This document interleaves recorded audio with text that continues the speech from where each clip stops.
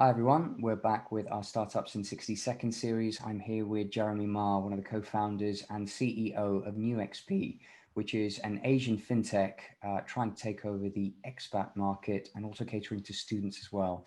So the first question I had for you, Jeremy, and thank you very much for joining us, is how did you come to found NeuXP? What was the vision? What was the gap you saw in the market? It all started is because we saw that there is a problem in this particular market.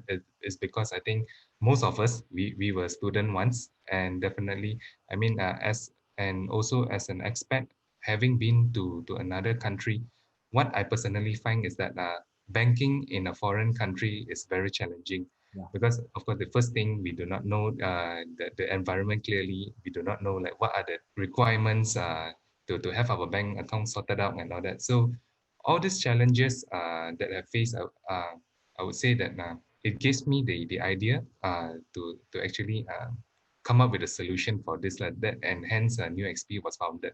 Now, very good. So what about your background made you feel confident in starting this venture?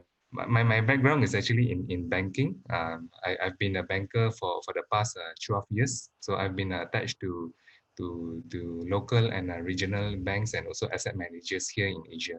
Got it. And where are you currently based? I'm currently based in Kuala Lumpur, Malaysia.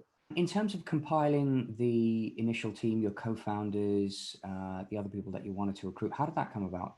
My other two co-founders of NeuXP, we actually worked on a previous startup as well. We actually got together, for this particular project as well. So and then in terms of the composition of the team, I would say that most of them are actually from our previous startup. They came along together with this same vision to make new XP a reality as well. Actually, I'm sure the watchers would love to know about your previous startup. So you're a second-time entrepreneur. What was the previous venture? Okay, our previous venture, it was a fintech company, but of course, in terms of the nature of the business, although we are fintech, but we've been involved in a various number of investments as well in a couple of industries, namely IT solutions, healthcare, and even education. So, and that is where we saw that in terms of the B2B segment, we saw that there is an opportunity as well, especially when we are looking to cater to, let's say, expats who are not only working in a different country, but rather if they are looking at setting up their own businesses as well. So that is where we can also support them in that way. And in terms of the problem that you're solving, who do I fit this around? Who's your ideal user?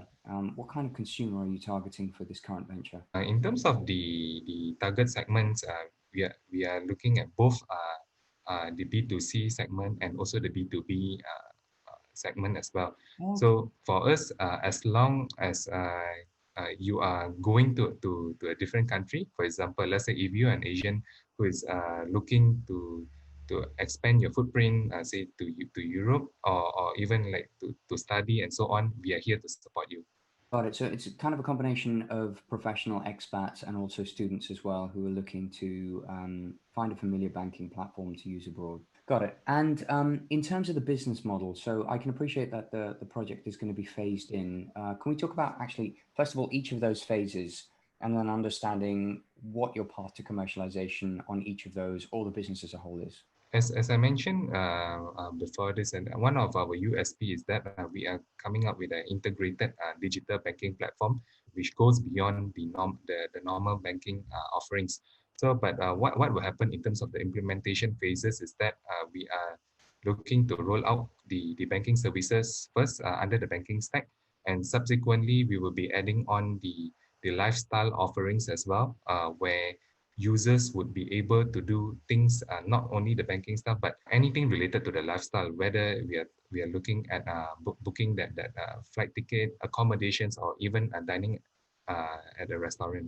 And then in terms of how you are phasing that launch, what's your timeline? Our community site will be up somewhere in the next one or 2 months, but of course we are looking to launch it up sooner. But of course, in terms of the high-level timeline, our banking services will be offered by spring 2021.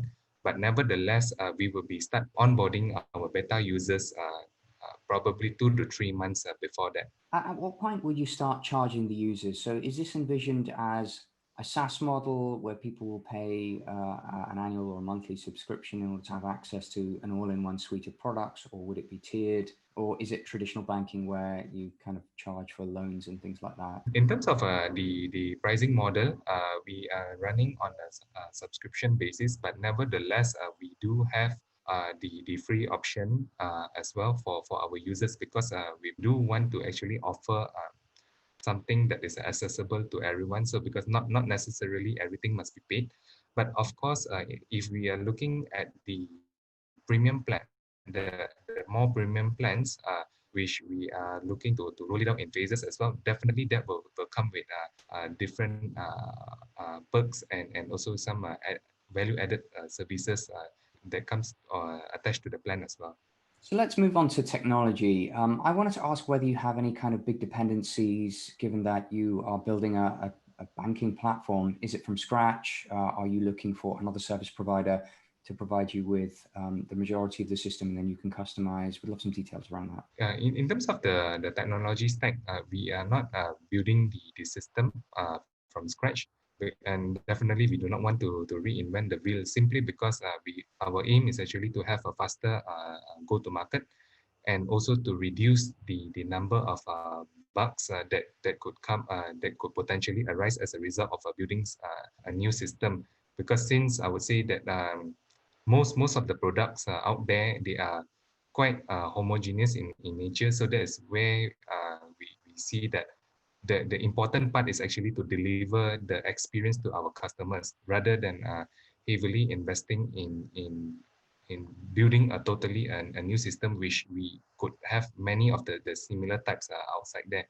In terms of the technology, we are looking, I mean, like on the BAS platform, banking as a service, with the integration of all the other relevant components, where established partners would have the respective modules.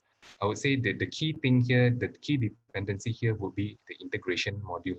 So whether we are looking at the banking stack or the non-banking stack, so it's all about putting all these puzzles together, and to give our customers that the experience of having accessibility to all of these services. Great. Now coming to my final question, which I ask every founder, could you tell us any interesting anecdotes of what's happened to you in building this business, possibly any interesting challenges that you've overcome? The main challenge for most of the startups, definitely because you are new, uh, for you to actually reach out to the market, that would be definitely be a challenge. And then of course the second challenge would be in terms of the approaching the respective partners to work together, especially if you want to work with the more established firms.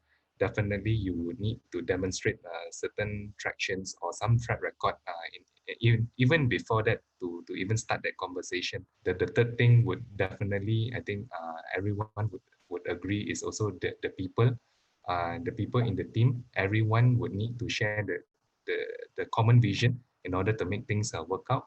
And of course, finally, I think this is also one of the most important, is the capital, because I think the accessibility to capital is definitely a main challenge for all startups, in order, I mean, like, definitely to scale and to sustain, especially when certain things do not work out in certain ways, or if let's say there is a certain delay in the implementation. So all this actually costs money. So I would say that it's a mix of balancing all of these challenges, and to turn them, I would say, not only to turn them as an opportunity, but definitely to gain some valuable insights out of all this. Jeremy Ma from NeuXP, thank you very much for your time.